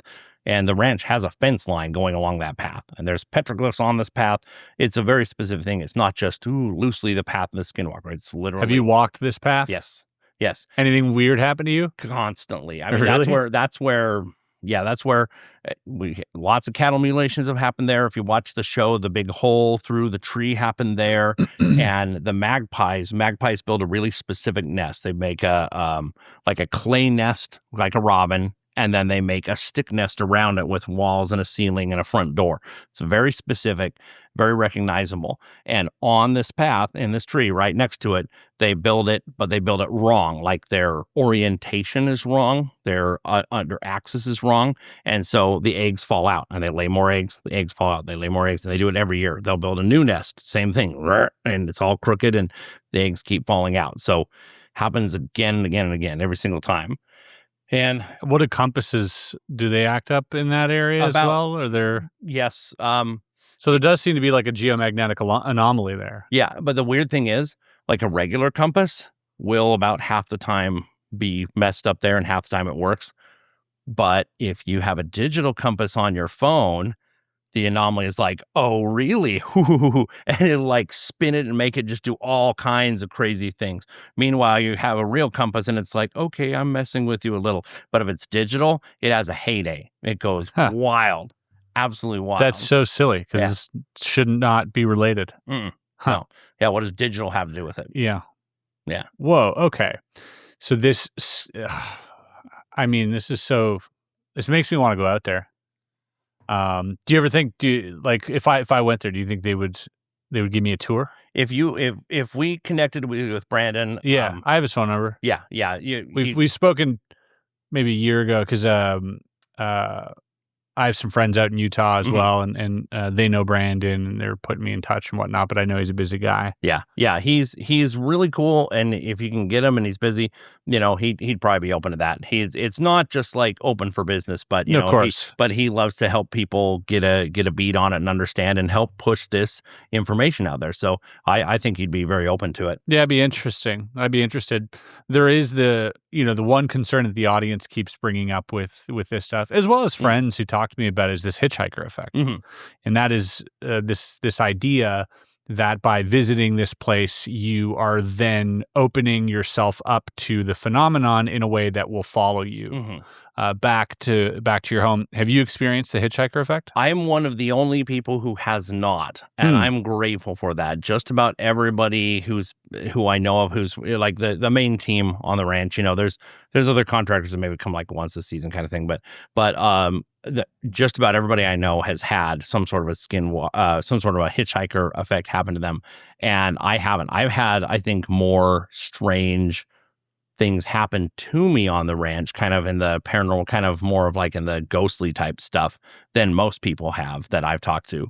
But off the ranch, I've had basically nothing. What's your explanation for that? What makes you immune? I'm not. I don't know. I come in really wanting to understand, very much so. I don't come in as a believer, but it's like, hey, there's something here. I want to understand it. And I very, very much want to understand it. And that's what I love about it. For me, when I had this opportunity, I jumped at it because I thought, I don't want an anecdotal story. I want to know firsthand. I want my own photos, my own data and for anybody else, now it's anecdotal to them. I'm sorry. And if you don't believe me, I don't care. That's fine. I salute you. Great. You don't believe me? Fine. But I'm just sharing the experiences. Take it as you will and do what you want with it. I'm just reporting back because I've been grateful for this opportunity and I want to share as much of it as I'm allowed to. And I want other minds on it. I want other people, because I mean, think about it. I'm making assumptions that might not be connected. They might have a jaguar might be totally unrelated. It might just be coincidental. If there's a jaguar running around up there, that could be a totally unrelated thing. And then the biologist says, oh, this is connected. Maybe it's not. Yeah. And so having other people talking about this and questioning it is good. So you think your open-mindedness is warding off this hitchhiker effect to some extent? I think it is, instead, it is toning down the trickster element. I think I've had a lot of experiences, some of them I don't share publicly, that seem to be like it's trying to show me and teach me. I've had more teaching moments, I think. I think a lot of the people have come in with healthy skepticism. A lot of them have no background in this kind of stuff. You know, it's just like raw, regular science. And so they're just highly skeptical, which is good. Well, I always say, don't be a skeptic, be skeptical. A skeptic is a predetermined. I don't believe. Pigeonholing. Yeah. Say, show me the evidence and let me make my assumption. That's good. It's good to be skeptical. But I think there's so many people who come in so brash and they don't want to be made a fool. I don't care to be a fool. If I'm wrong, I was wrong. Okay, let's recalibrate. Yeah. I don't mind being wrong. I don't mind that. And so I've had a lot of instances where kind of the trickster element, I think among everybody there, my phone has been hacked in the least. I think it's only happened twice. It was like the first season there. That's so crazy to me that your phone's been hacked in twice and it's happened the least. Yeah. Oh, yeah. People have to replace their phones. If I'm going there with my phone, you're saying there's a 100% chance that my phone will act up? Yeah, no way. Especially. I would document the hell out of my phone. Yeah, get a second phone and film it. Exactly. Like or a camera, not a phone to film my phone, because that'll act up too. Yeah. But yeah, and some people, it ruins their phone completely and scramble it and they have to get a new one. And so, So you're saying that the phenomenon is obviously aware on some conscious level. It behaves that way. Of what your intention is. And it knows ahead of time. And so, what do you mean it knows ahead of time? It's somehow it can anticipate. If you're going to do an experiment, it knows what the experiment's going to be. Do you ever have things that happen to you before going to Skinwalker Ranch that are sort of in hindsight, you go, oh, it was preparing me, or it was showing me, or it was telling me something? There's been things that might just be synchronicity. It might be you're seeing what you want to see, and I can't rule that out. But there's some things where like I'll meet somebody or have a conversation ahead of time, and then I get to the ranch and it'll feel just totally synchronous. Lines up. Which that could just be coincidence. Could be also like a synchronicity generator happening type thing. Like, I mean, I wouldn't completely put it past, like, if we're also delving into this sort of paranormal or transdimensional, hypotheses, then, the idea that synchronicities might also be enhanced in and around this place, I think would be fair to say. Absolutely. Okay. So the best... I'm trying to like build up armor here for an eventual trek to this area, and I might I think I do have a healthy balance of skepticism but open-mindedness and this is actually helping me prepare, because I hear about these stories, and although part of me wants to chalk it up to confirmation bias, to a suggestion, because suggestion is very powerful as well. Like if you're completely against being hypnotized and you're like, I don't believe in hypnosis and you'll never hypnotize me, and then, which you're right, you won't be able to, but then if your best friend who you've known since you were a child, I hypnotize them in front of you, something in the back of your mind and your subconscious changes. Yeah. You might still say, well, he's just in on it, or you'll never get me, but something fundamentally changes to where now you're able to being hypnotized. Yeah. And so I think about that a lot when this hitchhiker effect occurs and you have these skeptics going in, these staunch sort of debunkers, and they're the ones who seem to be affected the most. And attacked. I don't like saying it. I mean, because I love everybody everybody I've met up there who works, both the people doing the research and people doing security, and even the film crew. You know, I've worked with film crews on other projects, and it's like there's always some drama, right? Zero drama. These are good people. They're sincere. A lot of them are skeptical too, but they're like, hey, we're just going to film this and document this. Good people. But I have seen that if you go to the ranch, go with a teach me. Just come with that attitude. Yeah. Be like, hey, I'm skeptical. I'm not a skeptic. I just want to learn. I want to experience. I want to feel. And I understand I might have a little confirmation bias that might be kind of leading me on. I'm aware of that, but still teach me. And it'll show you things. But if you, and like me, I mean, that's always been my attitude, right? But like, this is the portal story. Sure. Yeah. Let's get into this. But this is one of those ones where I kind of questioned it. And what happened. It was kind of interesting. So me and one of my friends, Charlie, we were there, and it was nighttime, and we said, let's go do some astrophotography. And it's a great night, Milky Way out. So we went over to this area, and we put up our cameras, start taking pictures. And this isn't important, but I share it as part of the story. All of a sudden, we heard something going along the creek. And maybe it was just a coyote or a raccoon, but all the frogs and crickets stopped, and we got this kind of creepy feeling. Great, who cares about feelings? But anyways, that kind of creeped us out for a bit, but then it went away, and that feeling got away and went back to normal. We got all these great photos. We're having a good time. And I said, you know what, Charlie? Sometimes this ranch is really creepy feeling, and sometimes, like right now, it just feels like a regular, beautiful old ranch in northern Utah. He's like, yeah, I know what you mean. Like right now, it's just a cool, beautiful place at night.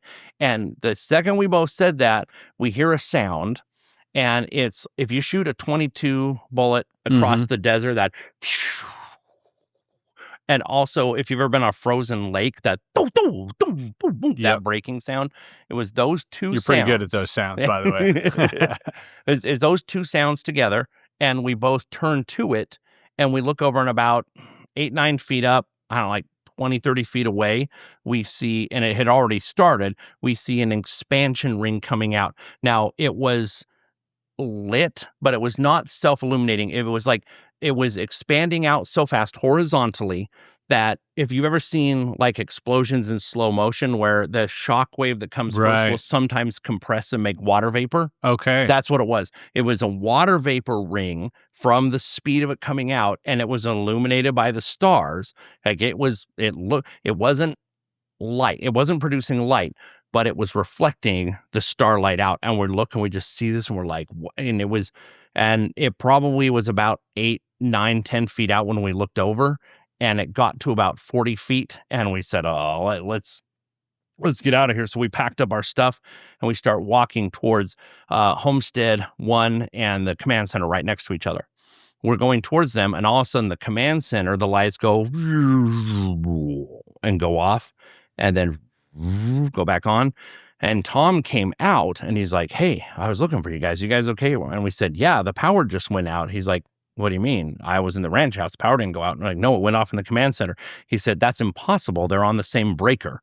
If one goes off, they both go off. And we're like, we just saw this. And so I don't know what to make of that, but I kind of take it to mean that the rancher was like, oh yeah, just a normal ranch, huh? You know better than this. You've experienced too much already. How dare you say that? I'll show you. Maybe that's not it.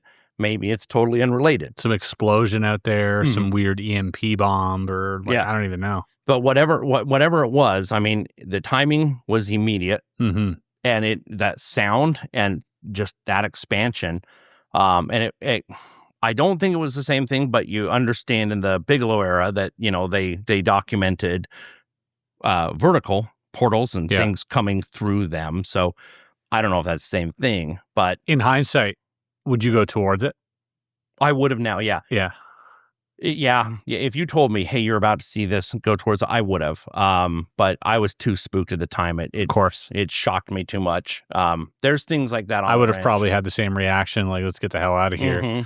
In hindsight, you go, God, should have walked towards it. Well, same thing. We'll hear voices on the ranch, and usually you walk away from them. Sometimes walk towards them. What kind of voices? Well, my first one, this is at Homestead. It's a Homestead 3. It's the far west end of the ranch. And Tom and Candace is my first time there, and they're taking me on a tour around. And there's a Native American medicine man there with us, and he was blessing the dog who lives there, who had been attacked the week earlier. And I'm like, what did it get attacked by? And they're like, dog, wolf thing. I'm like, what? You're going to give me more than that? But I was just getting to know them. I didn't know them yet, so I didn't press it. So that medicine man came to give the dog a blessing. He was in a cone. And so then they were showing me the medicine man or the dog. The medicine man was giving the dog a blessing. The cone was on the dog. The cone was on the dog. Yeah. Okay. Yeah.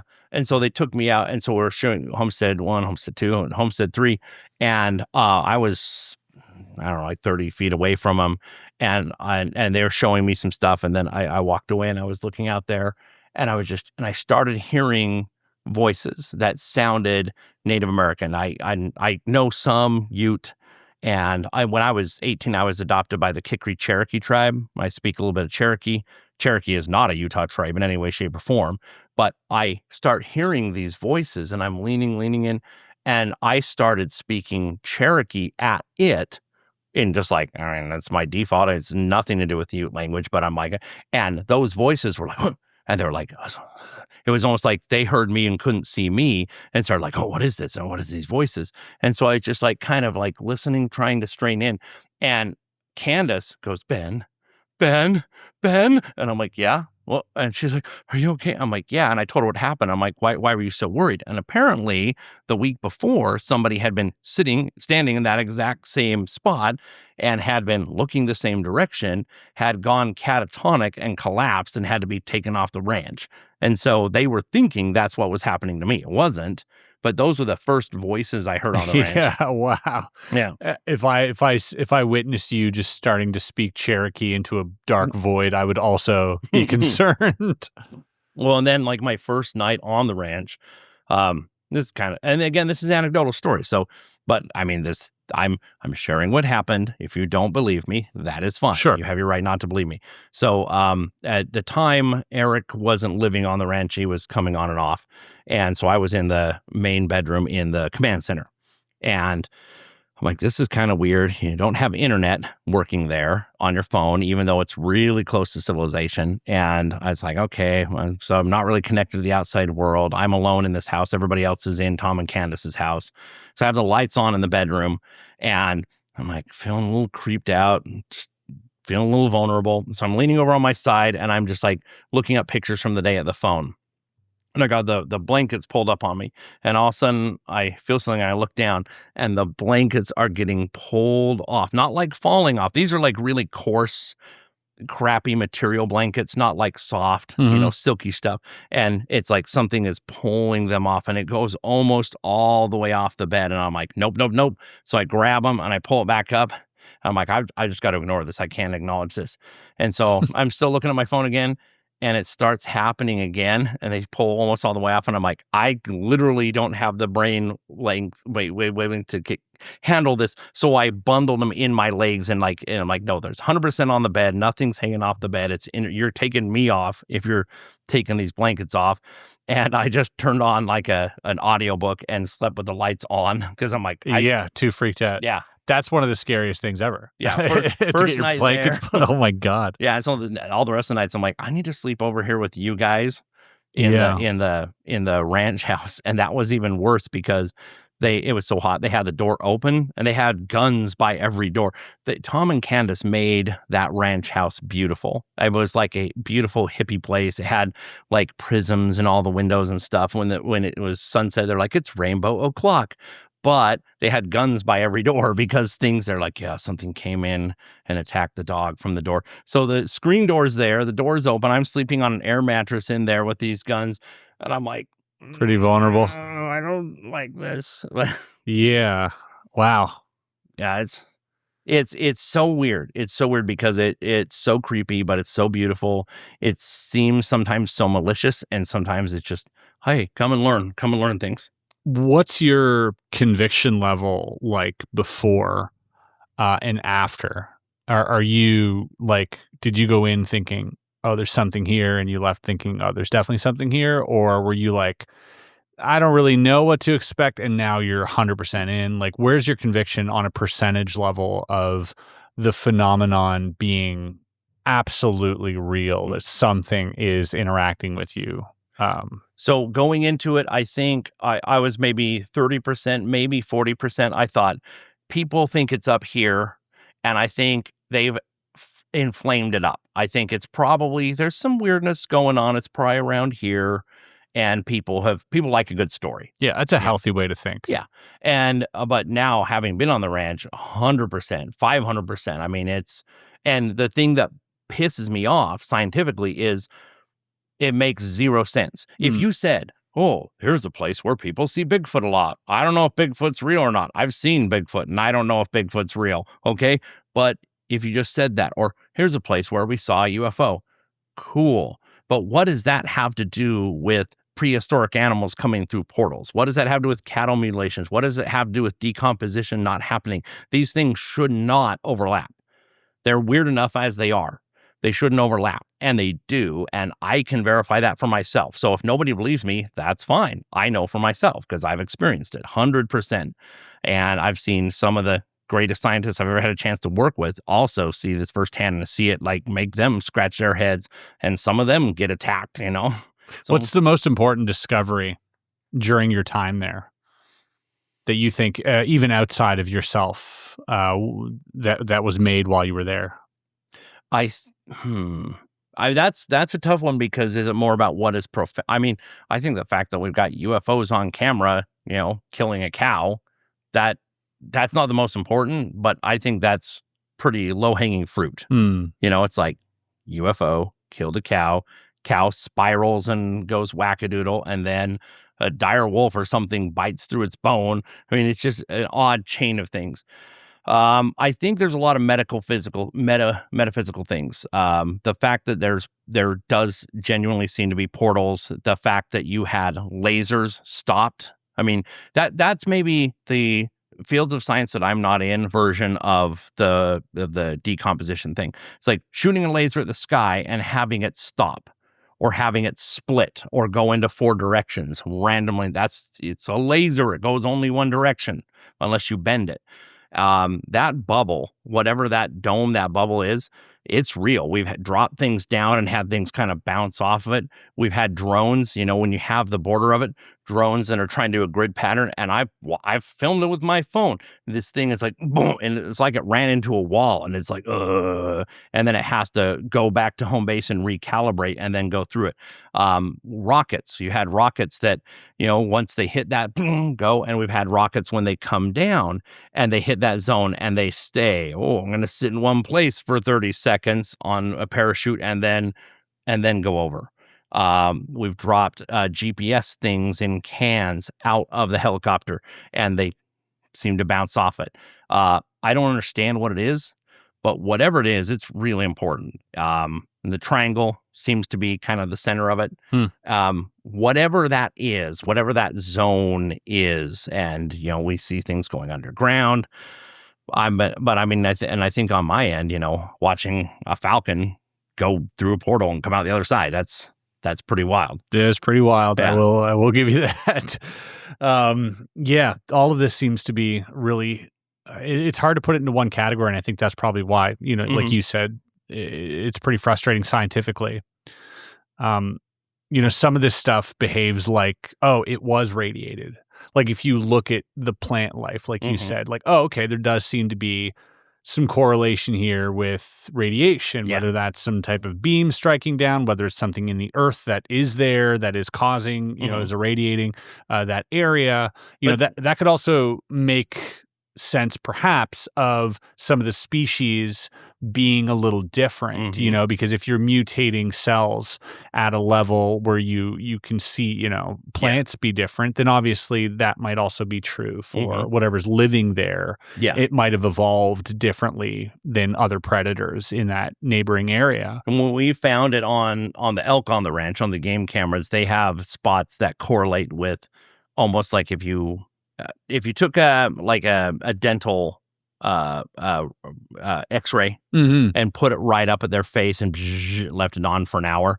And then what it does to the skin and what it does to the hair, spots on them doing that. We've documented that. But the strange thing is a lot of times when you have these spiked radiation levels, come back 4 hours later, it's back to normal. And yeah, radiation should just be there for another 500,000 years. Right? Exactly. And it doesn't. And so is that an issue with the instruments? Was the phenomenon like messing with your instruments to make you think there was a spike? Or did you actually have transient radiating? That's impossible, but is that what happened? We don't know. But the plants definitely do seem to act like it. And again, some of the animals we found, with some of the deer and some of the elk. Yeah. We've also found... Or whatever's causing this has similar symptoms to being radiated. Maybe it's some other type of force that we're not familiar with. Correct. Yeah. That would, I think, make some sense. Yeah. And again, some of the animals we see, could they just be enlarged? We found on the game cameras a giant raccoon that's got way longer legs. Everybody thought, they're like, is this a bear? And they thought it was a black bear. I'm like, no. And it has this really stumpy tail. And I showed everybody the pictures. I'm like, again, during the Ice Age, we had this giant raccoon called Chapelmelania. And I'm like, okay, is this, I'm not saying it is, but if you had like radiation, could this be just a regular raccoon that got radiated and this somehow changed to more of a cancerous type growth and more bulbous back and longer legs and this super stumpy tail?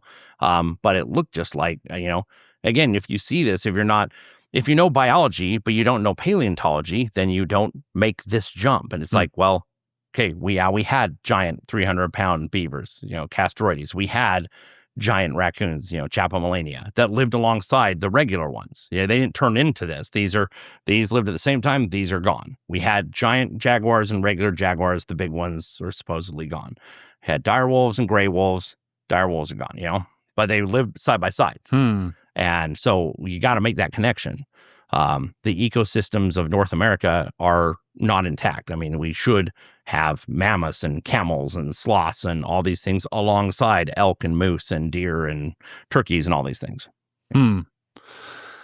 Pretty compelling, pretty interesting. I can't wait to get some actual, 4K imagery of like one of these things just showing up or even better yet, a body. Yeah. That would be the day. Because I think, something like that then becomes an international, I mean, it becomes big news in every regard and not just in the sort of alien, paranormal, UFO regards, but like more of so of like, hey, there are things happening on this earth that are apparently natural, apparently, tied to some event that is creating these little pockets here. I mean, that itself is equally as fascinating as extraterrestrials to me. It really is. Yeah. It might not catch your imagination as much, but I mean, like whatever this wolf thing is, we have a good chunk of the body. We have the jaw, we have the DNA sequenced, and it's been compared by the most extensive genetics lab on Earth at the moment by every other canine on the planet and all the different dog breeds too. And it doesn't match any of them. And it's a tangible evidence. I got it sitting in my house, the jaw's sitting in my house. You have a picture of that? Yeah. And also, I forgot to mention this.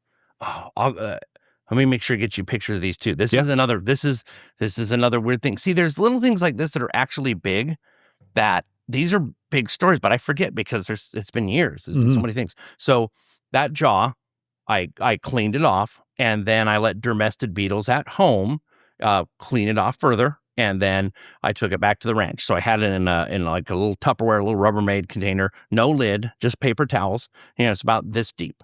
And so I show up at the ranch, and they said, hey, come on and have lunch. I'm like, well, I'm going to leave this outside. So when you're walking up the stairs to the trailer, there's a little table right there. I set it on that table. People are walking in and out past it. I was in there eating lunch for maybe 10 minutes, 12 minutes. And when I came back out, it's covered all over with lacerations, deep incisions. Now, some people are like, could it have been a rodent? They're not doubled up. They're individual lacerations, and it's sitting in the exact position when I set it down. Whoa. It's not like somebody picked it up, cut it, and then put it back in. All around it, deep, deep, deep incisions. And I asked everyone, I'm like, did anybody touch this? I mean, did anybody notice anything? No. And like 10 to 12 minutes. Eating lunch, people walking past it, and somehow it's covered with lacerations. Like noticeable. No, oh yeah, I'll send you pictures. You would have noticed that these weren't absolutely present. Like you would have to, like you'd have to do this with a Dremel or to do these into the raw bone and have them look like this. You would have had to have done it when the bone was still fresh. Right. Wet. Or else it would have cracked. Yeah. Mm-hmm. And so somehow these are that way. And I got pictures of the jaw before and after. And it's like, how did this happen? I have no idea. But deep, these big old lacerations, like something just all over, even on the side, everywhere, all around it. Bizarre. It just happened in those 10 to 12 minutes. So abstract. And yeah, what's the point of that? Yeah. Why would something do that? What does it mean? What is it saying? Is it saying anything? How could it happen? I don't know. What, so, the one thing that I am sort of leaning towards more of now, and, you touched on this a little bit. You said, as we're looking at things and there's pendulum swings, we get into science and now we're looking at religion and spirituality. We get too far into religion and spirituality. We're looking at the scientific explanation. There's this there's this ebb and flow of these two worlds. But something which is more on the spiritual side, and something that perhaps being a skeptic myself or skeptical, I've now as my pendulum is swinging back towards this idea of, okay, there's something perhaps tying the spiritual world into the scientific world. At the heart of that are these Native American, First Nations, Indigenous tribes, these tribes that have been here for a very long time, that seem to be at the very root in terms of not only their sort of, but for the most part, their lore. They're they talk about star people. They talk about all these things that we find in so many different religions, and that we're looking at now in the sky. We're seeing a lot of these anomalous, UAP activity, but we're kind of echoing in our own language what they were saying. And so I think they have so many answers for us. Being someone who was adopted by a Cherokee, what do you make of that? Do you put stock into that as well? I definitely do, especially the tribes in southwestern United States, northwestern Mexico, all the way up to Navajo and Ute, which is, Skinwalker Ranch would be the northeastern range of that. Those people, their stories, their legends, there's something to it, and there's something connecting to some of these paranormal phenomenon, and it seems very legitimate. The more and more I study it, and the more and more I learn about it, the more I very much see something with it. And you see that with ancient peoples. You can put it everywhere, like the in Australia, the Aborigines. If you look up the Wandjina figures, it's like they just look like gray aliens. Some people say, well, they're water spirits. It's like you put a gray next to them, and it's like, this is literally the same thing, and they're all over. And those are like 10, 12,000-year-old paintings. So the tribes here, absolutely. Their stories. There's a story with one of the eastern tribes, one of the eastern hardwood forest tribes, and they have a legend of that there was a child that one of the beings from the sky world came down, fell in love with a woman, and they had a child together, and they said, okay, you have to take care of this child, and don't ever strike the child. If you strike the child, then Sky Woman's going to take her back, and this child's going to live back with the father and the people he came from. And it's this whole story. And they still, but the grandma did like scold the child and, gave him a whack. And so they took him away. And even if that's legend, a legend can be based off of something. And so the people today, they still all will have these ceremonies where they cry and give mourn and sorrow for this sky child that was taken back up to live with this rain spirit that took him up. So you might just be making an incorrect connection, but you're also stupid if you dismiss it. It's like, listen to the legend and let it percolate. Think about it. It's like, okay, this gives me a greater worldview, and maybe we can make some connections of understanding. Do you think there Do you think they know more than they're letting on? Because I know that a lot of these communities are very tight-knit as well, in that, they don't just give information freely to outsiders who are coming in, and that's just what, and you have to, even if you wanted to tell a story, you'd have to get approval from like the elders or like the chief or like whatever it is. You'd have to go to the community and be like, can I tell this story? Can I give them this information? So do you think there's still a lot that they're kind of keeping secret? I think that in general, loosely in general, yes, with all the tribes, but very specifically Southwest tribes and Southwest United States, Northwestern Mexico. In archaeology, we call it the Southwest Northwest region. Those people absolutely have things that they, and occasionally you'll get them to explain or allude to it. And again, they're using terms that are mythological in the vocabulary, but it's very much very literal. And when they'll leak some of it out and tell you a little bit, it's like, oh, that's exactly fits in with this or that we see in some of these events, and it lines up. The timelines aren't perfect. Oral histories are oral histories. They're not going to be perfect. They're going to change a bit. And what you end up with is you have primordial time. So like if I said, when was Jesus born? That's a historical question. Whether Jesus or not was real, it's a historical question. If I say, when was Zeus born or when was Horus born, that's primordial time. That's time before time. And that's when these legends take place. They could be, the future, the past, 1,000,000 years ago, 10 years ago. In the stories, they're told that way, just like, when was Zeus born? It doesn't matter. And that's how these stories are, but they have truth in them. They have deep truth in them. And it is true that there's a lot that is, especially in those Southwest, Northwest tribes, there is a lot that only occasionally gets leaked out. And when it does, you're like, wait. Yeah. And that might be the reason why Skinwalker Ranch is so interesting, because it is where science and spirituality intersect. We're talking about these ancient tribes that there's, burial grounds there's curses, there's these legend and lore that's present in this area. And now we have the world's leading scientists, the world's the biggest, militarized government in the world, turning their attentions to this, tribal land here that's sacred. And now we're finally, like, the pendulum seems to have met in the middle here at Skinwalker Ranch. Yeah. And it's interesting to see what'll come from that. But I do feel in my gut that as long as we measure with the instruments that we're familiar with, we'll only get undetermined answers. And then that will have to start, adapting the other way and look inwards and have these other ways of measuring things. Well, and you have to, it's okay to be skeptical, right? And it's okay to say, show me the evidence, but it's like, if you see some evidence, you don't have to have a conclusion, but you at least have to acknowledge this is some evidence, like when the rabbi did the prayer on the ranch, and all of a sudden all at Homestead 2, all of the colors started, the thermal imaging cameras just changed everything. Or when they brought that tribe out and they did a drum circle there, and all of a sudden, like, these orbs were coming into the Mesa on camera. It's like, okay, I don't know what that means, but you have to at least say, this is a thing that happened. I'm going to put it in my brain and I'm going to factor it in. Don't just dismiss it, and we may not know what it means. And just because you don't know what it means, that's okay. You don't have to be like, therefore, it's stupid. No, don't dismiss it.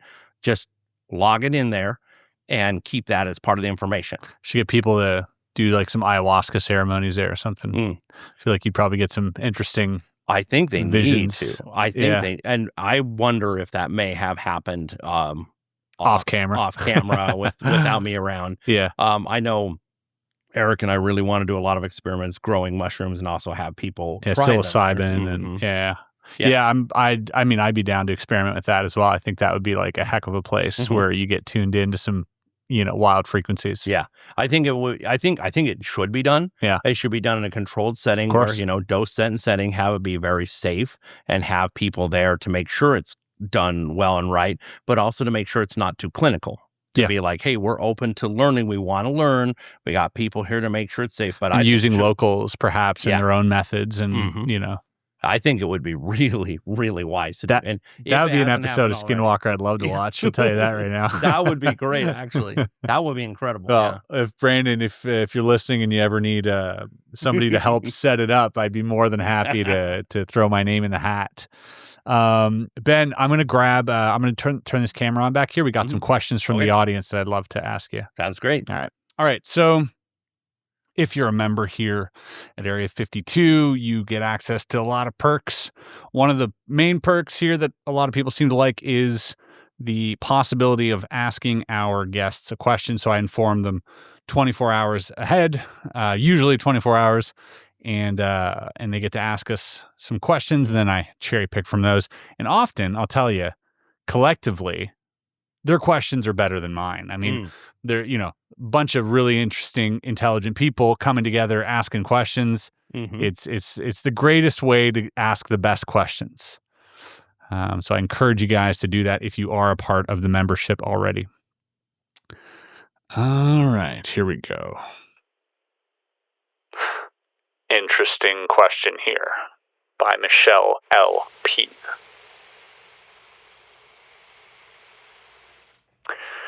So, this question asks, is there video evidence of active portals at the ranch that is being suppressed?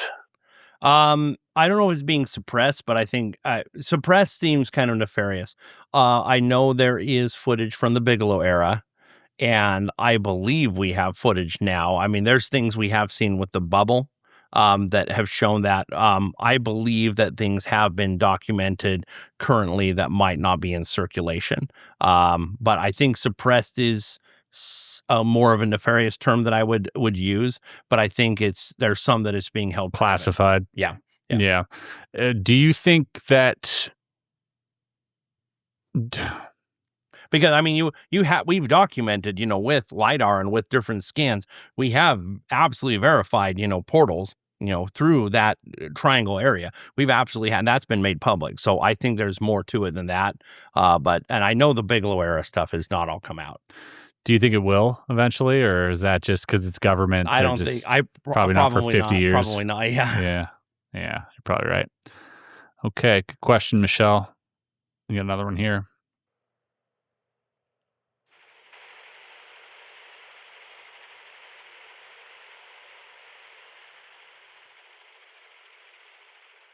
By Perry here, he says, if you had the ultimate evidence, biological or otherwise, to whom would you present it? The greatest number of people possible, whatever would be the greatest way to get it out there to the world. Right here on Area 52. Yeah. That's what I want. As many people. I don't want to guard the information. I want other minds thinking about it. People to be aware, talking, discussing, and all of us collectively to move forward and move upward and get new thinking on it. Do you think there's any of that scientific evidence is currently being withheld because of the filming of the show? Do you think that any of that should be made public? I think so. Yeah. So there's some things that are just anecdotally held back. It's like, okay, well, maybe we're going to put this in later season, and that's why I want to be here, is to get some of this out. So yeah, some of it for very simple and not very important reasons are held back, but I do also think that some of the big stuff is held back on a more governmental level. Really? Yeah, because we're not all there all the time. There's nobody's there all the time. It's somewhat compartmentalized, and so depending on what experiments are happening, what days, some of the really big stuff doesn't come out till later. And I've had people behind the scenes tell me that some of the stuff maybe doesn't come out fully at all yet, and some of the bigger, more, I don't want to say scary, but more profound things, they kind of sit on and process, like, what do we do with this information? So some of it, again, just for basic filming reasons, but some of the things happen because, again, this is a year-round thing. You think there's like national security implications? Yeah, absolutely. Really? Absolutely. Yeah, 100% are. 100% are. You even see some of that on the show. You'll see snippets that show that. But yeah, there's absolutely. I mean, the first season, Travis had to break his NDAs to tell the Department of Defense, like, hey, there might be getting hacked here by either foreign entities or foreign governments, and I got to break this NDA and say that. So there's absolutely things that are held back. 100% are. Wow. Interesting. I'll be excited to hopefully find out what that is one day. Maybe in person. Mm-hmm. All right. Probably something we touched on, but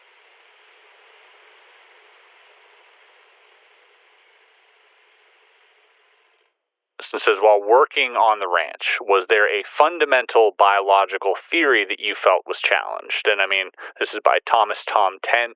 I would assume decomposition being, the big one, but was there a specific theory that you felt was being challenged? I think that the biggest one is the taphonomy, the science of decomposition. Both, that even goes back to paleontological times, ancient times. That would be the big thing of how things decompose and what happens post-mortem. The cow contorting into the dinosaur death pose. That's also a taphonomical scientific thing that is being challenged. The way way tendons and ligaments attach and the way they dry out, it's a cut and dry way. You can only fit a puzzle in a certain way. That should not have happened. And it seemed, the cow spiral, So that the taphonomy of the ranch absolutely challenged. And also the existence of animals that shouldn't be there. That's another biological presence that absolutely challenges my understanding of the modern world. Have you found any clues into the study of the tissue that might answer some of those questions? No, it just seems all frozen. What do you mean frozen? Any tissue samples we've checked, it's like it's dead. It's like it's frozen in time, but then it should be decomposing. If you have cells that are no longer moving, they're not, There's no indicators telling you why it's not decomposing. Yeah, external bacteria as well is not chomping on it. So the cells themselves are not, and the external bacteria is not. And critters aren't either. Yeah. And there's nothing that tells you why that is. There's no chemical. No. There's no radiation. There's no... Nope. There's nothing. There's nothing. There's no presence of anything. It makes no sense. Yeah. Yeah. And again, a scavenger should know. A scavenger should come along and say, here's something, and I'm going to take what is it sensing? That when we see them on camera, when we have cameras on them, then they're like, they kind of like back away. There's something about it. There's something that repulses them. Something that they see that we can't see or feel or sense. Yeah. Mm-hmm. Yeah. Wow, it's interesting. It just shows you how much we don't know. Mm-hmm.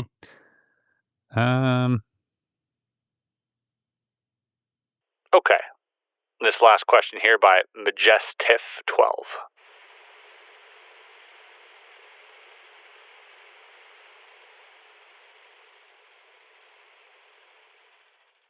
What's the biggest misconception the public has about what's actually happening there?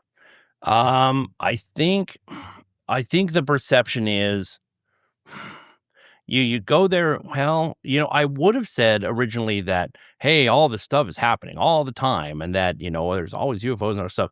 And I would say, no, it's more staggered, but that's actually not true because the longer I've been there and longer these Brandon Fugel era experience have gone on, it has amped up. I've never been to the ranch where something has not happened. 100%. How long do you go for when you go there? It might be a day, it might be a week. Oh, and still. Yeah. Even a day. Every single time I go there, there's always something. Every day that I go there, there's something that happens.